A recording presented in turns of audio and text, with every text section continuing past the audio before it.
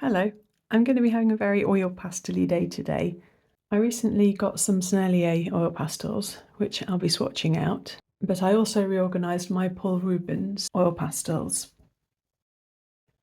I got 2 boxes of them, the 48 and then the 36 Macaron set. I've reorganised them into colour groups across the 2 sets now, which I think is going to be a bit easier. But I need to make a swatch for these as well, just a quick reference so I can pull out the right ones. I've got 80 Paul Rubens colours, so I'm just going to speed through a quick laydown of all of them on one page.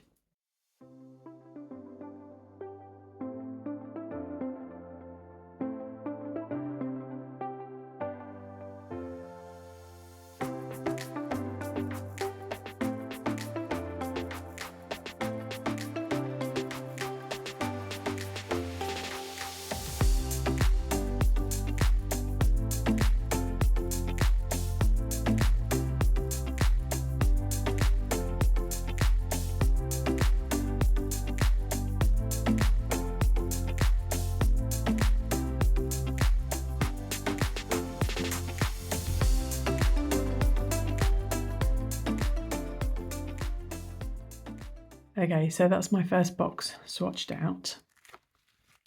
And this is just an order that I've put them in, just roughly according to colour. The Macaron set just have names, but the set of 48 have names and numbers. The double lines here just mark the end of the rows in my boxes. If one of the pastels sticks out in a noticeable way from the average kind of consistency, then I've written it down. So I've got hard, a bit hard, and then gloopy ones. And then there's one that I've just put a cross by because I just don't even want to try using it because it was a horrible consistency. Right, I'll carry on with the next box now.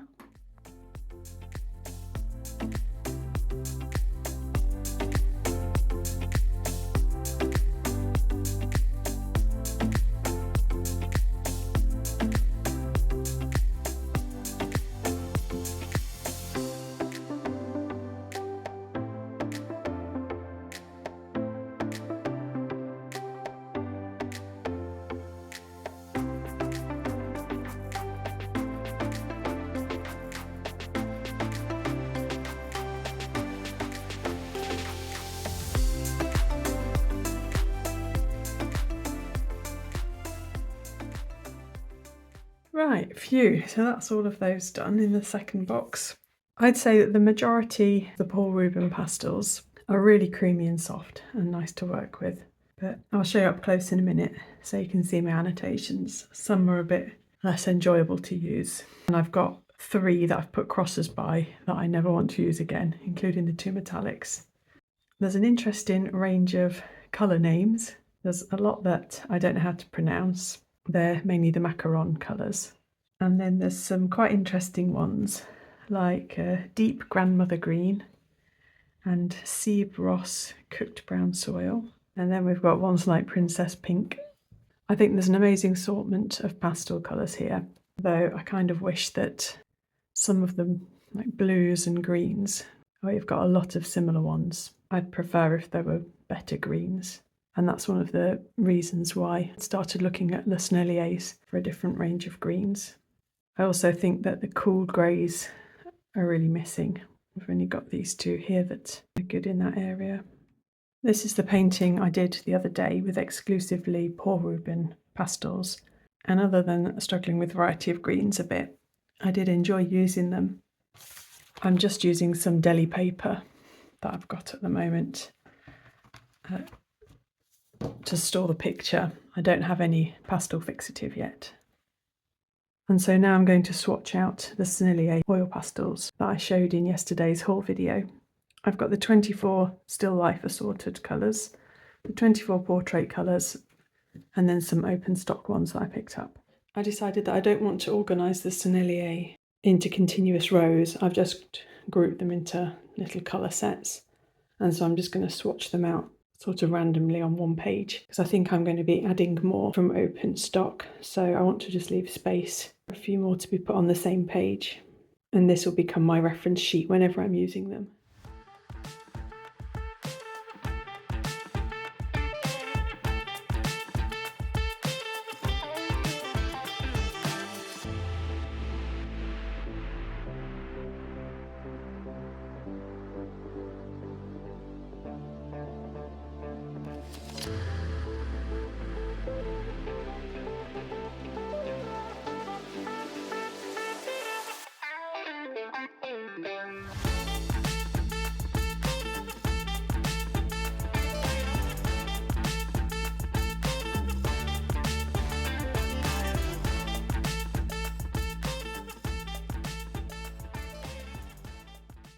So first of all, here are them up close.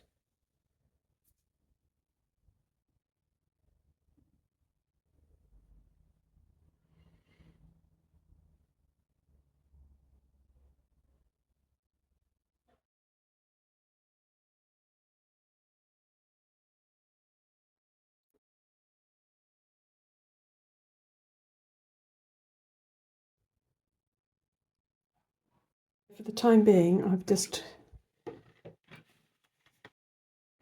organised the boxes according to colours. So this is the top row, this is the second row, third and fourth rows, and then I'll have to figure out something for the greens and blues. Got them like that for now. I've done it that way so that it's easiest to get to. And in the two sets, I actually had 4 duplicates. My very initial impressions of the Sennelier oil pastels is that the majority of them are creamy and smooth to work with. But I did come across a few that were quite transparent and they were noticeably different. So the cold grey, the white was a very soft one, but not transparent. This Mars orange was very transparent. Raw umber, reddish brown grey a little bit. The yellow ochre, medium green deep. The grey green, the sap green, the olive green, Prussian blue, royal blue a little bit. Transparent blue, which not a surprise given its name. And the blue grey was very waxy and very transparent. I didn't enjoy that one at all really, or the cold grey. The thing I noticed about the more transparent ones is that they don't match their colour particularly well. So for example, the Mars orange looks an awful lot darker than it actually swatches out to be. Whereas the terracotta next to it is much more similar.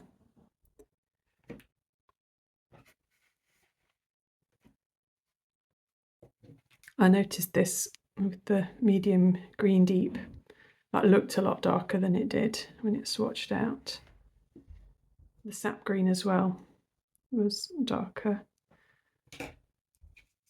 And then the Prussian blue looked a lot darker than it swatched out to be. So that seemed to be a common theme, is that the more transparent ones don't match their colours very well. Considering I was aiming for greens, I'm a little bit disappointed with the green selection because so many of them were a little bit transparent, or in the case of moss green, really like gloopy and very soft. So I'll show you what I mean. So here are some of the different kinds of formulation that I've been coming across. So this is barite green, and that's what I call the typical nice smooth creamy consistency. Then Mars orange is a good example of where the colour's different from what's laid down, and it's quite transparent, so you can kind of see the paper showing through, and you can see the lines as you're colouring, and you can blend those out, but you still see more texture because of the transparency of it. The blue grey is an example of one that's very kind of waxy and transparent.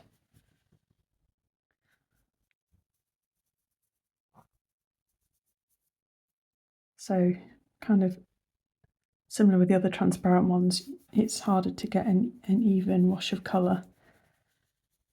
And yeah, you can see a lot of the paper through that one. And some of them are just quite soft.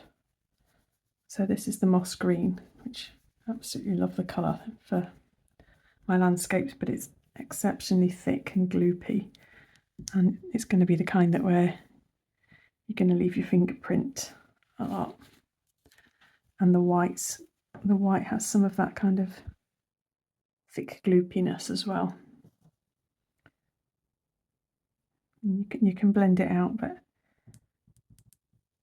you're leaving quite a lot of texture on it. So those were some of the variations that I found. But as I say, the majority more like the barite green, just smooth and creamy and opaque. One other thing that I'll just point out is the wrappers. They're extremely loose, and at first it kind of throws you because it feels like the crayon might be broken. And I found that I couldn't read quite a few of the names. Either the printing it's worn off already, or just didn't print properly in the first place. And also some of them, the wrapper was wrapped around some of the name. Plus you've got additional printing put on, and sometimes the printing covered over the name as well.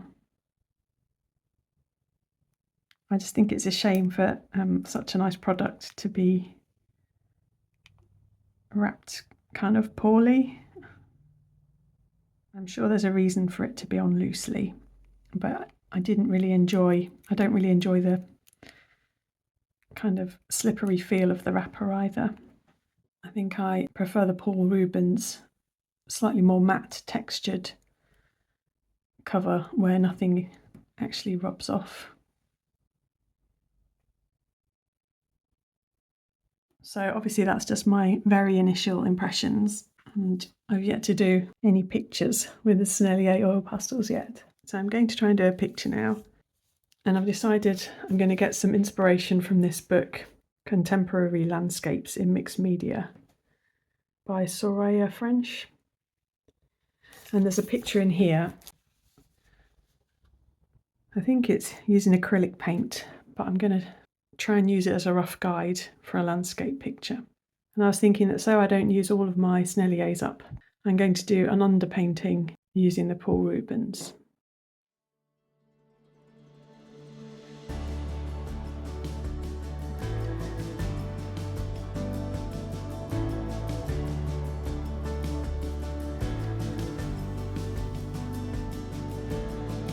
Not a star in the sky could steal your light.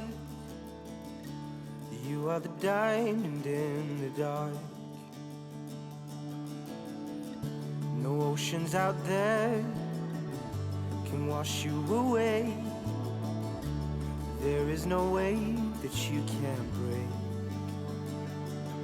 The good in you makes it better in you easily. The best part I see, you're a fighter.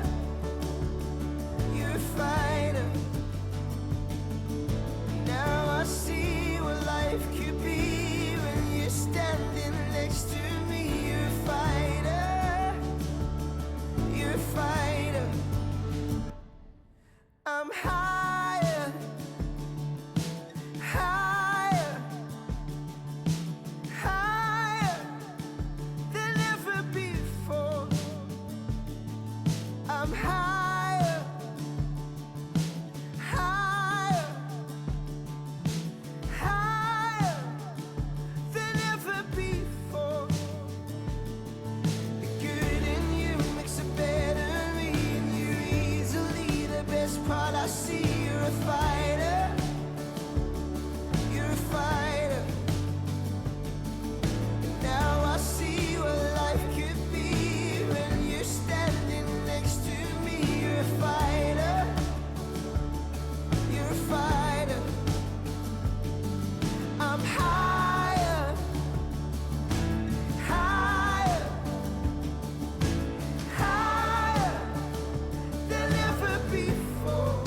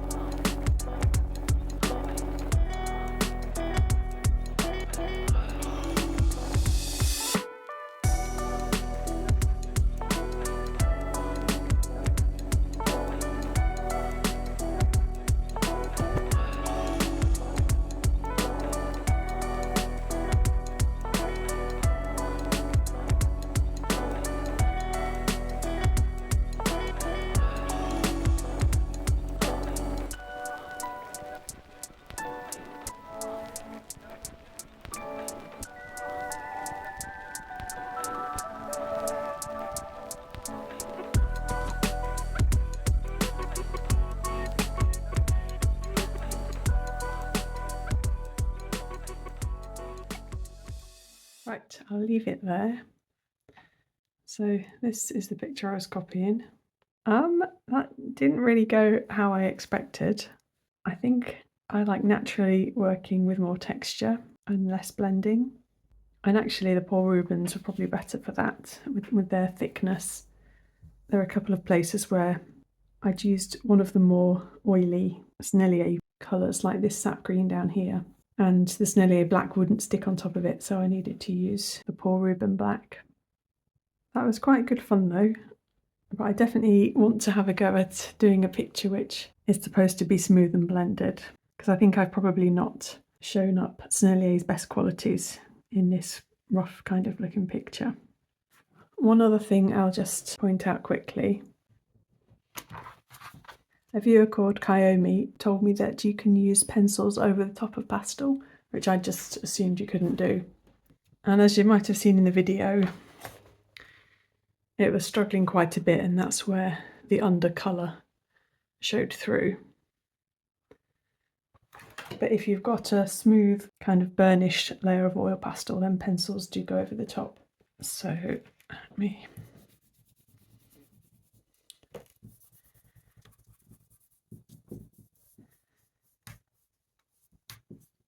If you've got rid of like the loose waxiness, then you can go over the top with pencils. So this is a Prismacolor black. And the luminance worked fine as well. And then I've got this, I thought I'd try the oil-based pit. And that worked. So I think the softer kind of pencils go nicely, and you can put all sorts of details in. Okay, so that's plenty for me to be getting my head around and getting on with. But I hope you enjoyed that. Thank you for watching. Bye.